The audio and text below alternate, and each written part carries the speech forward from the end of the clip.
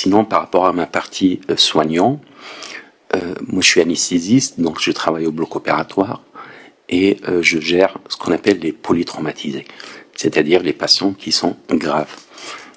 Et les patients qui sont graves, en réalité, c'est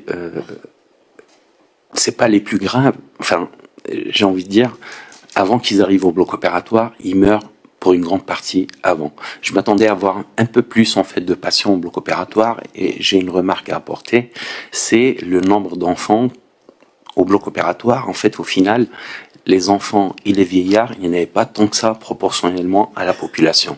Mais une lecture rapide des événements m'a fait comprendre que tout simplement, les enfants, ils n'ont pas le temps d'arriver au bloc opératoire puisqu'ils meurent avant. C'est pour ça en fait qu'ils sont pas surreprésentés, alors que les images que j'avais moi avant de partir, c'était je m'attendais à soigner plus d'enfants, mais en fait en réalité c'est parce qu'ils meurent juste avant.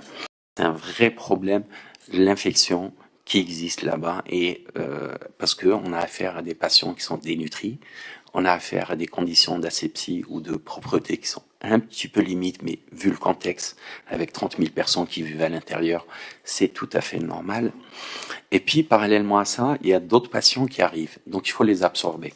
C'est-à-dire les patients qui viennent suite à des bombardements, suite à des blessures.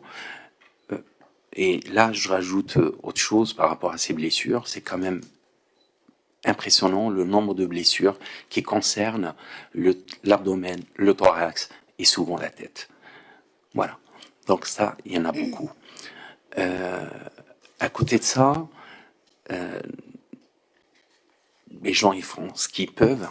Il manque du matériel médical à l'intérieur de l'hôpital. On est obligé, en fait, à chaque fois de travailler avec un système D. Et pour ça, enfin, franchement, ils m'ont impressionné, les collègues palestiniens, puisqu'en fait, ils ont toujours une solution à apporter, bien que la solution ne correspond pas tout à fait aux standards qu'on connaît ici en Europe ou bien aux États-Unis ou ailleurs.